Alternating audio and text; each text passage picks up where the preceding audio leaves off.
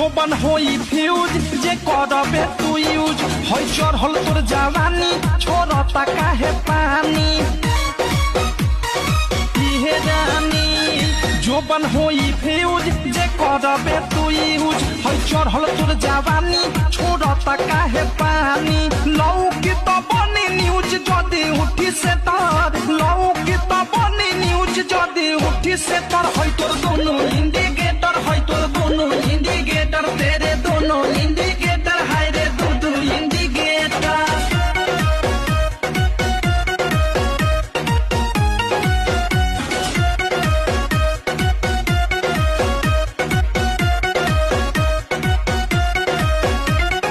ढोरी हो उघार तोर गरम हो बाजार चिखा दे तनी धन मन होई टाना